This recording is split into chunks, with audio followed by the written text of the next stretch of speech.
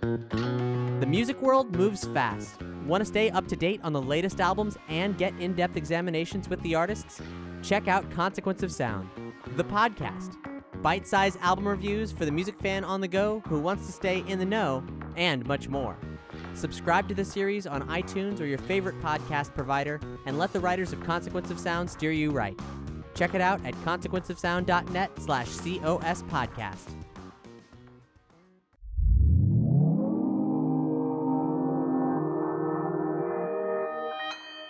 Consequence Podcast Network.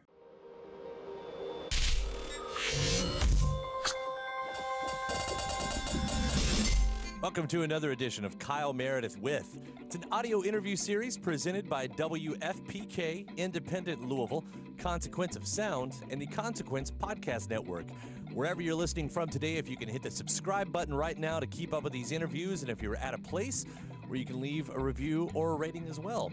I'm Kyle Meredith. Today I'm talking with Emilio Castillo from the band Tower of Power. They've got a brand new record called Soul Side of Town that we get into the ins and outs. It's also their 50th anniversary. We're going to talk about the band coming up in 1968, playing at the Fillmore, and even their time providing horns for Johnny Rotten's Public Image Ltd. We're also going to get the news on when the next album is coming around, which, spoiler alerts, it's next year. It's Kyle Meredith with Tower of Power. I know we got the new record out, and I want to talk about Soul Side of Town, but since it's also landing on the 50th anniversary of the band, I thought that might be a fun place to start.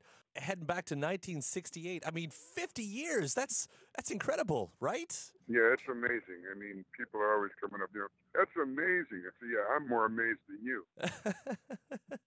So this goes back 1968. At the time, though, you were called the Motowns? Yeah, we had a soul band in the East Bay called the Motowns, and then I met Stephen Kupka, the doc, and hired him on baritone saxophone, and we started aiming towards the Fillmore Auditorium, changed our name to Tower of Power. We knew we'd never get in there with a name like the Motowns, dressed in suits. Was it ever a problem that you were called the Motowns? I mean, having Motown and everything, the big brand that it is, was that ever a sort of a legal thing? We were nobody and nothing, man. Motown. You know, I was looking back on it, and I sort of had to take a crash course on where exactly the genre of the soul genre was in '68. But it said that was the year that soul music splintered into funk and blue-eyed soul.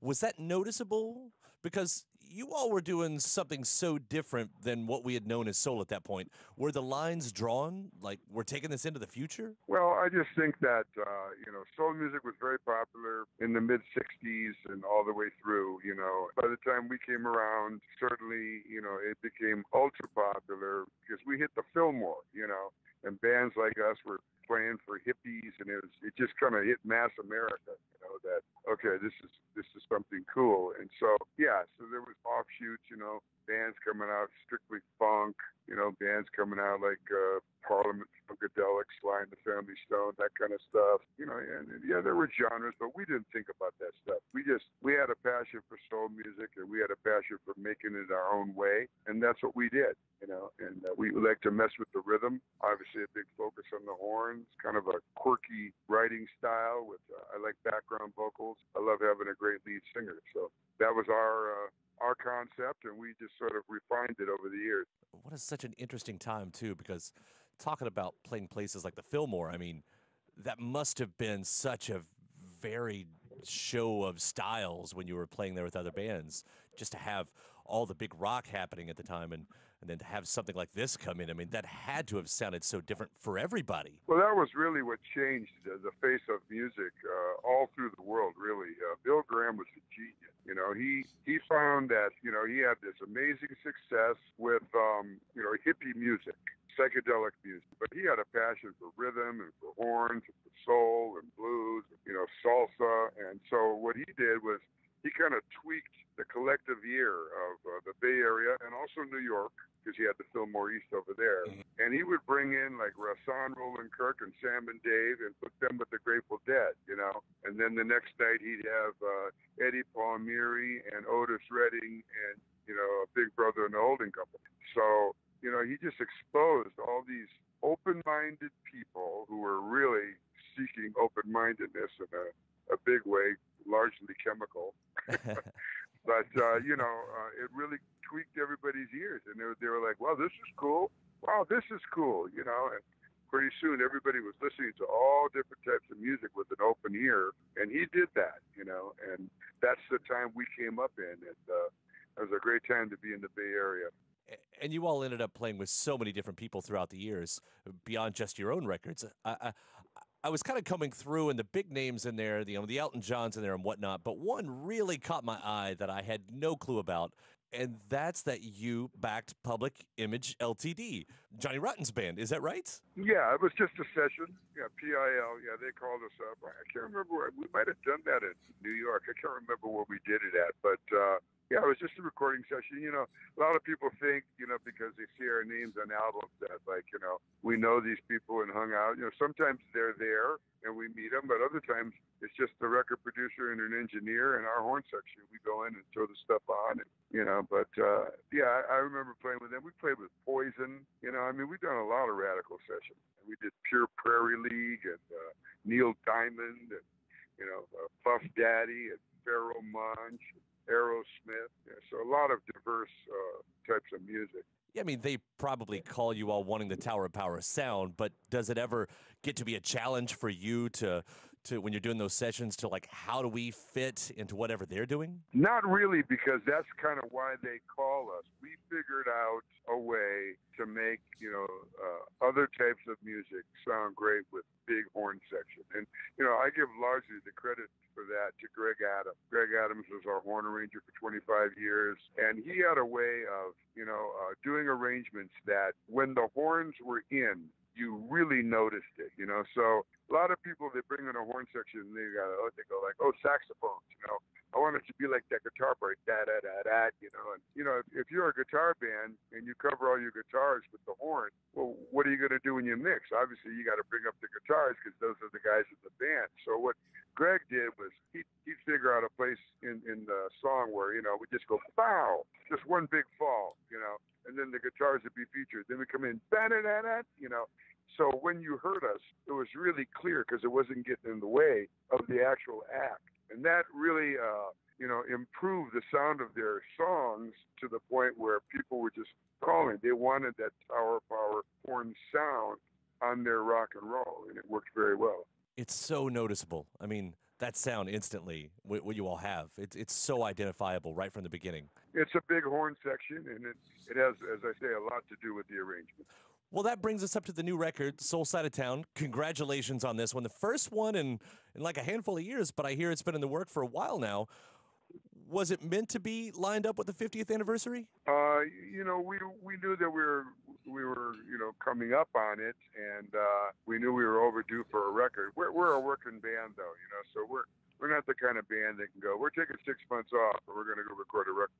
We can't afford that. We got too many people to feed, and so we go in and out all the time, and we try to grab a few days here, a few days there at the studio, and I did that for like 3 years.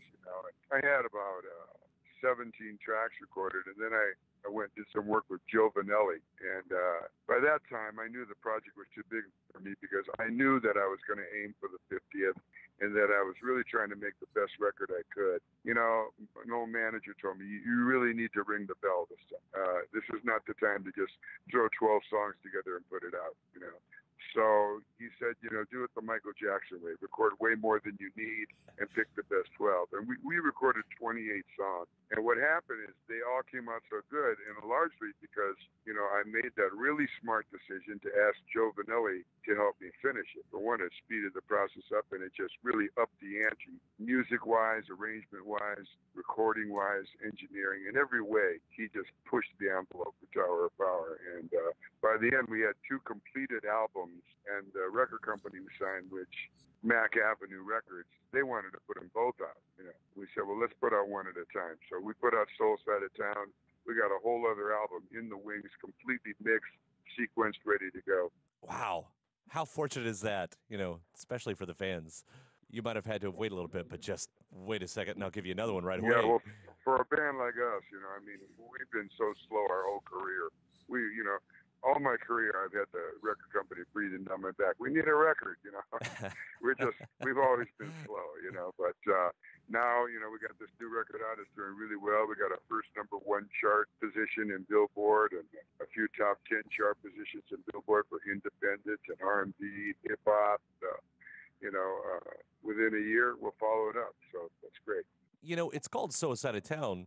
There's several genres on here. Of course, you got soul and funk and some R&B, but calling it Soul Side of Town, that seems like I don't know, are you trying to make a point with that? It's just, that's where we're from.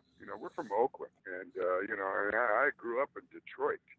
So that's just what influenced me as a person. And when I went to write that song, that's what I was thinking about. There's always an area of town where all the barbecue joints are and all the cool sort of after hours clubs and stuff. And that's what we grew up around. And every town's got them. And that's what I wrote the song about. It just seemed like a good title for the album. Fits Tower of Power. Yeah. Now, I don't mind saying that my personal favorite, is Butterfried. Seriously fun song. What's the story with that one? Is that just a great jam session? That was kind of a tooth puller for us because we originally, our keyboard player wrote it, Roger Smith, and he wrote it. It was really laid back and had this long head on it that, we did several times. And Joe came in, he said, we got to do something with this song. It needs to have more energy, and we wound up taking the track and speeding it up and then doing a bunch of different stuff to it. And, you're right. I mean, it really brings a lot of high energy and great musicianship to the forefront. I know you got some good vocalists on here.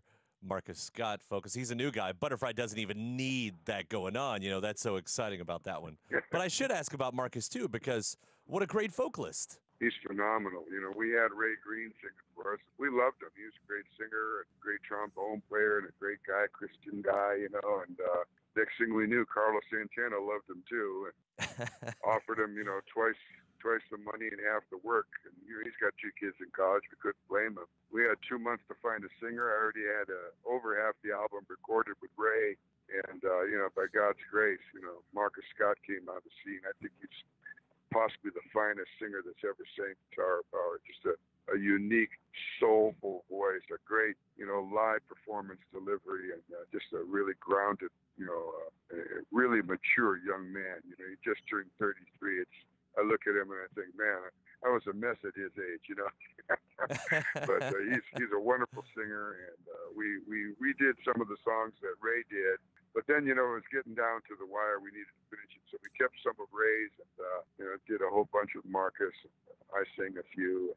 It came out great. We're really proud of it. Now, I also heard, speaking of members, is it just for the shows? Chester Thompson and Lenny Pickett are back for the anniversary concert, or are they on the record as well? No, they're not on the record. They came in for the 50th anniversary concert. I had Bruce Conti and Rocco Prestia also play a few songs. We had 10 violins and 2 extra background singers. Actually, the singer that Ray Green replaced in Santana, Tony Lindsay, sang background for us, along with Sal Cracchiolo, our trumpet player's wife, Melanie Jackson Cracchiolo, and a lot of fun. And so now we're starting the mixing process on that, and the video editing will follow, and we'll have a DVD, live CD, 2-disc set coming out shortly.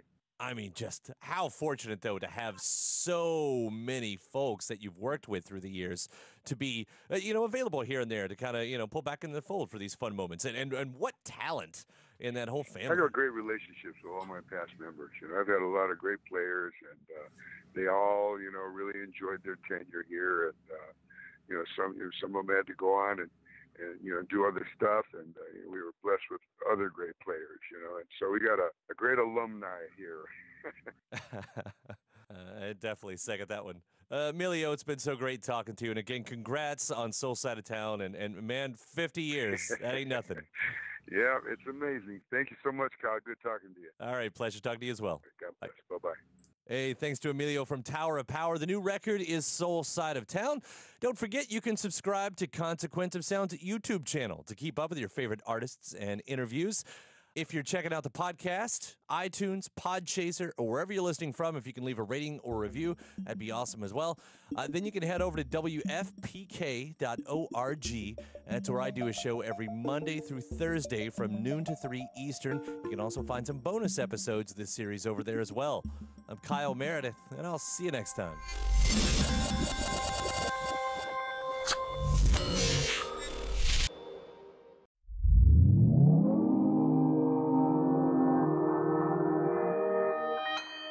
Consequence Podcast Network.